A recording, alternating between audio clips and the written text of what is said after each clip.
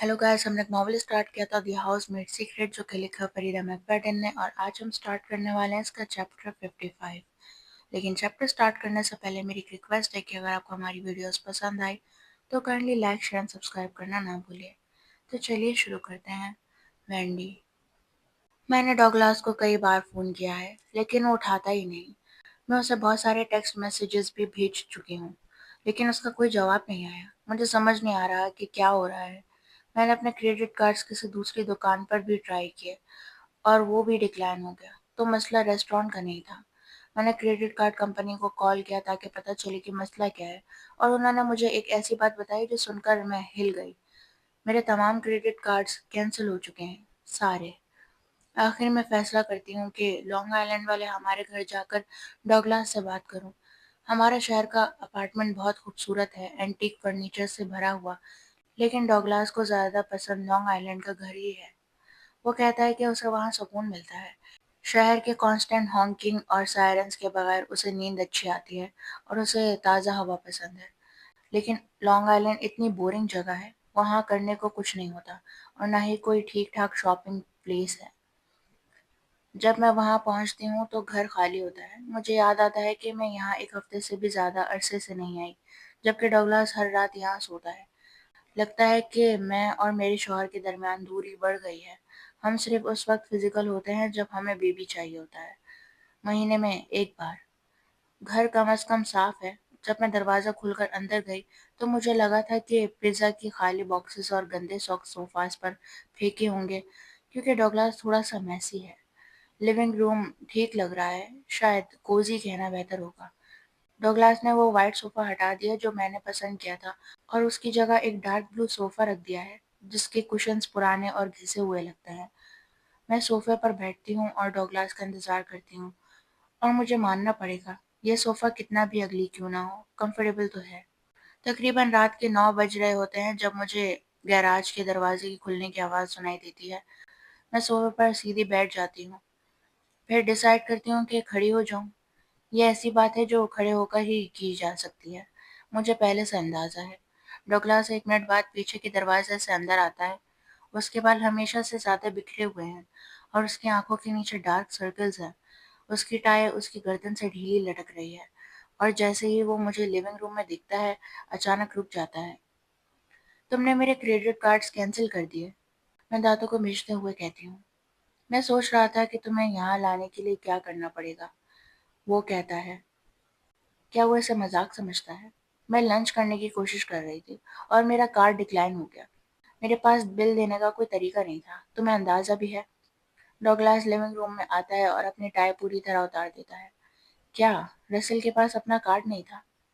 मेरे होठों से आवाज़ नहीं निकलती। मैं वो अपनी टाई सोफे पर फेंक देता है। मुझे समझ नहीं आता, तुम इतना हैरान क्यों हो? क्या तुम्हें लगता है तुम शहर भर में किसी और के साथ रोमांस करती भी रहोगी और मुझे पता भी नहीं चलेगा? क्या तुम्हें लगता है कि तुम होटल रूम का बिल मेरे क्रेडिट कार्ड से दोगी और मैं कुछ जान नहीं पाऊंगा? तुम मुझे इतना बेवकूफ़ समझती हो? मुझे माफ़ करना। मेरा दिल ज़ोर-ज़ोर से धड़क रहा है। मैंने कभी डगलास को इस अंदाज़ में बात करते नहीं सुना, लेकिन दिल के किसी कोने में मुझे अच्छा लग रहा है कि ये बात अब सामने आ गई है। मैं डगलास गैरिक के साथ शादीशुदा ज़िंदगी से तंग आ चुकी हूँ। अब सब कुछ साफ-साफ कह देना बेहतर है। मेरा इरादा नहीं था कि ये हो। ओह प्लीज़, बस इतना ही कहना है। वो घिन से मुझे देखता है। और मैरी बेथ का शौहर? तुमने ये कैसे कर लिया, वेंडी? मैरी बेथ तो हमारी फैमिली जैसी है। शायद उसके लिए फैमिली जैसी हो, मुझे तो कभी वो पसंद नहीं थी। इससे पहले भी, जब मैं उसके शौहर के साथ रिश्ते में आई। और अब जब मुझे पता है कि वो रसेल के लिए कितनी बेकार पार्टनर थी, तो मुझे उससे और भी ज़्यादा नफ़रत है। क्या उसे पता है? वो सर हिलाता है। मैं उसके साथ ये नहीं कर सकता, वो टूट जाएगी। फिर वो हल्की से हँसी हँसता है जिसमें नफ़रत होती है। ना तो मैं इससे कोई फ़र्क पड़ता है। हमारी शादी भी कोई परफेक्ट तो नहीं है डॉगलास। मैं उसे याद दिलाती हूँ, तुम भी इस बात को उतना ही अच्छी तरह जानते हो जितना मैं। मेरे इस कमेंट से उसका गुस्सा कुछ कम हो जाता है, उसकी आंखें नरम पड़ जाती हैं। असल में मेरा शौहर अंदर से थोड़ा सा कमज़ोर है, इसी वजह से मैंने उससे शादी की थी।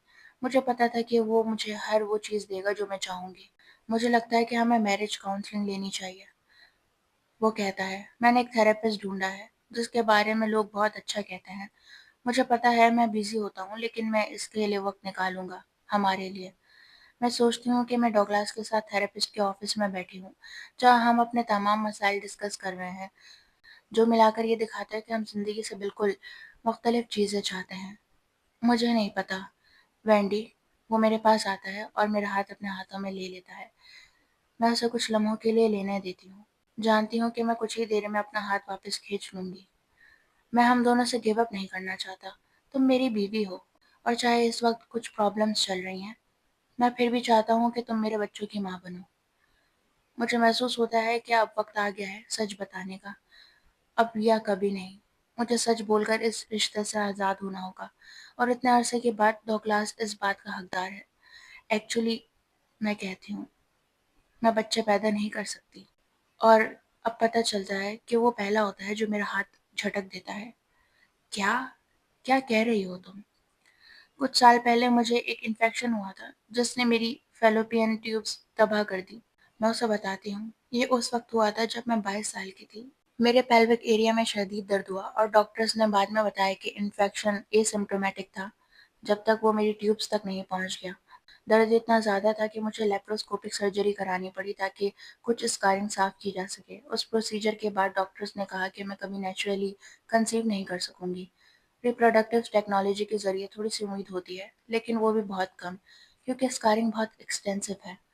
وہ سن کر اس وقت میری دنیا ہل گئی تھی۔ میں بہت روئی تھی، چاہے میں غریب پرورش سے آئی تھی، لیکن پھر بھی یہ خواب تھا کہ ایک دن میرا گھر بچوں سے بھرا ہوگا، جیسے میرے پیرنٹس کا تھا۔ جب مجھے یہ خبر ملی، میں 24 گھنٹے نان سٹاپ روئی تھی، لیکن وقت کے ساتھ مجھے سمجھ آ گیا کہ یہ کسی بلیسنگ سے کم نہیں تھا۔ میں نے دیکھا کہ میرے کئی فرینڈز بچوں میں اتنے پھنس گئے کہ ان کی زندگیاں صرف انہی تک سمٹ کر رہ گئیں۔ بچے تمہارے بینک اکاؤنٹس کو کھا جاتے ہیں۔ مجھے احساس ہوا کہ بچوں کے بغیر زندگی زیادہ آزاد ہے۔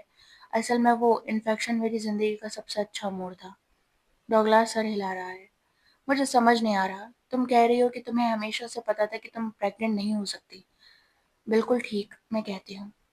وہ دھڑام سے اس کمفرٹیبل صوفے پر گرتا ہے، اس کی آنکھوں میں کھویا کھویا سا لک ہوتا ہے۔ ہم سالوں سے کوشش کر رہے تھے، تم نے کبھی ایک لفظ بھی نہیں کہا۔ مجھے یقین نہیں آ رہا تم نے مجھ سے ایسا جھوٹ بولا۔ میں نے اسے تکلیف پہنچائی ہے، لیکن یہ سب بہتری کے لیے تھا۔ جیسے میں نے کہا، وہ بینڈ ایڈ اب اترنا ہی تھا۔ مجھے پتا تھا کہ یہ وہ بات نہیں جو تم سننا چاہتے ہو۔ وہ میری طرف دیکھتا ہے، اس کی آنکھوں میں نمی سی ہے۔ تو ایڈاپشن کا کیا؟ اوہ گاڈ، اب مجھے کسی اور کے بچوں کی دیکھ بھال کا آئیڈیا بھی برداشت نہیں۔ مجھے بچے نہیں چاہیے ڈوگلاس، کبھی نہیں چاہیے تھے۔ جو مجھے چاہیے وہ یہ شادی ختم کرنا ہے۔ لیکن اس کا نچلا ہونٹ کانپ رہا ہوتا ہے، اس کی وہ ڈبل چن اب بھی ویسی کی ویسی ہے۔ پوری شادی کے دوران میں یہ کبھی چینج نہیں کروا پائی۔ مجھے لگتا تھا وہ ایک ورک ان پروگریس ہے، لیکن اصل میں کوئی پروگریس ہوئی ہی نہیں۔ میں تم سے محبت کرتا ہوں وینڈی، کیا تم مجھ سے محبت نہیں کرتی؟ اب نہیں کرتی، میں کہتی ہوں۔ یہ کہنا اس سے بہتر ہے کہ میں کبھی اس سے پیار کرتی ہی نہیں تھی۔ میں تمہارے ساتھ رہنا نہیں چاہتی، میں تمہارا احترام نہیں کرتی، اور ہماری زندگی کے گولز مختلف ہیں۔ بہتر ہوگا کہ الگ ہو جائیں۔ جب میرے پاس اپنے $10 ملین ہوں گے، مجھے پھر کبھی اس کے اسٹوپڈ کریڈٹ کارڈ کینسل کرنے کی فکر نہیں ہوگی۔ میں انڈیپینڈنٹ ہو جاؤں گی۔ رسل اپنی بیوی کو چھوڑ سکتا ہے، اور ہم دونوں جو چاہیں کر سکتے ہیں۔ ٹھیک ہے، ڈوگلاس مشکل سے اٹھتا ہے۔ تم اس شادی سے نکلنا چاہتی ہو تو ٹھیک ہے، لیکن تمہیں میرے پیسے میں سے ایک بھی پیسہ نہیں ملے گا۔ افسوس، یہ فیصلہ اس کے ہاتھ میں نہیں ہے۔ وہ مجھے سزا دینا چاہتا ہے، لیکن مجھے اپنے رائٹس کا پتہ ہے۔ پرینپ کے مطابق مجھے $10 ملین ملتے ہیں۔ میں اس سے زیادہ نہیں مانگ رہی۔ ہاں ٹھیک۔ اب اس کی آنکھوں کا وہ کھویا کھویا لک چلا گیا ہے، اور اب وہ تیکھی نظر سے میری طرف دیکھ رہا ہے، بالکل لیزر بیم جیسی فوکس کے ساتھ۔ تمہیں $10 ملین ملتے ہیں اگر ہم ڈائیورس کرتے ہیں، لیکن پرینپ یہ بھی کہتا ہے کہ اگر میرے پاس تمہارے افیئر کا ثبوت ہوا تو تمہیں کچھ نہیں ملے گا۔ میں سوچتی ہوں اس موٹے سے ڈاکومنٹ کے بارے میں جو جوئی نے مجھے شادی سے پہلے دیے تھے۔ میں نے سوچا تھا کہ کسی لائر کو دکھاؤں، لیکن مجھے اس میں سیدھا لکھا نظر آیا تھا کہ اگر ڈائیورس ہو تو مجھے 10 ملین ملتے ہیں۔ میرے پاس اس وقت اپنے پاس پیسے نہیں تھے کہ کسی اٹارنی کو ہائر کر سکوں، اس لیے چھوڑ دیا۔ میں خوشی سے تمہیں وہ کلاؤز دکھاتا ہوں جہاں یہ لکھا ہے، وہ مسکراتے ہوئے کہتا ہے۔ पेज 178 पर लिखा है, मुझे समझ नहीं आया तुमसे ये मिस कैसे हो गया। मेरे हाथ गुस्से से मुट्ठी में बन जाते हैं। जोई ने मुझे धोखा दिया। वो हमेशा इस कोशिश में रहता था कि तुम मुझ पर भरोसा न करो। नहीं, प्रीनप मेरा आइडिया था, और इनफिडेलिटी वाला क्लाउज भी। डॉगलास अपना कॉलर का टॉप बटन खोलता है। मैंने उसे कहा था कि ऐसे एक्ट करे जैसे ये उसका आइडिया हो, ताकि तुम मुझसे नाराज ना हो। मैं चाहता था तुम मुझ पर ट्रस्ट करो, जबकि मैं तुम पर कभी नहीं करता था।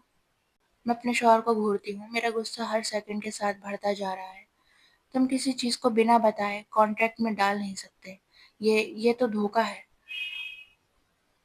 उसकी आईब्रोज उछल जाती हैं। ओह, जैसे तुमने मुझे ये नहीं बताया कि तुम कभी प्रेग्नेंट नहीं हो सकती। मेरा सीना भारी भारी सा महसूस होता है। सांस लेना मुश्किल हो गया है। डॉगलास हमेशा कहता था कि यहाँ की हवा शहर से बेहतर है, लेकिन मुझे कोई फर्क महसूस नहीं हो रहा। ठीक है, गुड लक, ये साबित करने के लिए कि मैंने तुमसे बेवफाई की। चाहे मुझे अंदर से तोड़ के रख दे, मेरा कुछ अरसे के लिए रसल से मिलना नहीं होगा। मैं डॉगलास को कोई मौका नहीं दे सकती कि वो इनफिडेलिटी प्रूव करे। ओह, फिक्र मत करो, मेरे पास तस्वीर भी हैं, वीडियोस भी, जो भी तुम उसको नाम दो। वो कहता है, क्या तुमने डिटेक्टिव हायर किया था मेरी चोरी छुपे जासूसी करने के लिए? मैं हैरानी से पूछती हूँ। वो मेरी तरफ जहर भरी नजरों से देखता है। मुझे सिर्फ इतना करना था कि अपार्टमेंट में कुछ हिडन कैमरास लगा दूं। काफी सटल है ना? लानत है, हमें इतनी लापरवाही नहीं करनी चाहिए थी। काश मुझे पहले पता होता। तुम शायद अपनी पुरानी नौकरी वापस ले सकती हो, डॉगलास सोचने वाले अंदाज में कहता है। क्या करती थी तुम मैसी के काउंटर पे? काफी मजेदार लगता है। मैं इस आदमी से नफरत करती हूँ। 3 सालों में मैंने उसके लिए कई जज्बात महसूस किए, कन्फ्यूजन, गिल्ट, उदासी, थोड़ी सी मोहब्बत भी, लेकिन ऐसी नफरत पहली बार महसूस हो रही है। हाँ, मैं उसके साथ पूरी तरह से ऑनेस्ट नहीं थी, लेकिन मुझे बिल्कुल पेनीलेस छोड़ दिया। वो असल में एक सैडिस्टिक इंसान है। तो ठीक है, मैं तुमसे तलाक नहीं लूंगी, मैं कहती हूँ। मैं पेपर साइन नहीं करूंगी। तुम मुझे अपनी जिंदगी से निकाल नहीं सकते। ठीक है, वो हैरानकुन सुकून के साथ कहता है, लेकिन तुम्हें क्रेडिट कार्ड्स वापस नहीं मिलेंगे, और सारे बैंक अकाउंट्स मेरे नाम पे हैं। मैं तुम्हारा एक्सेस बंद कर रहा हूँ। मुझे नहीं पता था कि डॉगलास में ये सब कर गुजरना भी छुपा था, लेकिन अब समझ आता है, कोई भी आदमी इतनी बड़ी कंपनी का सीईओ बिना बॉल्स के नहीं बन सकता। तुम अभी भी पेंट हाउस में रह सकती हो, वो कहता है, फिलहाल, लेकिन कुछ महीनों में मैं उसे मार्केट में डाल रहा हूँ। तो डिसाइड कर लो तुम्हें क्या करना है। वो ये अल्फाज कहकर मुड़कर लिविंग रूम से बाहर चला जाता है। उसकी टाई अभी भी सोफे पर पड़ी होती है, और मेरे अंदर का एक हिस्सा इतना गुस्से में है कि मुझे लगता है कि मैं वो टाई उठाऊं, उसकी गर्दन के गिर्द लपेटूं और उसकी सांस बंद कर दूं। मैं ऐसा करती नहीं, लेकिन ये ख्याल ही अजीब तरीके से सुकून देने वाला लगता है। क्योंकि अगर डॉगलास ने मुझे बेवफाई के सबूत के साथ तलाक दी, तो मुझे कुछ भी नहीं मिलेगा। लेकिन अगर वो मर गया, तो उसके विल के मुताबिक मुझे सब कुछ मिलता है।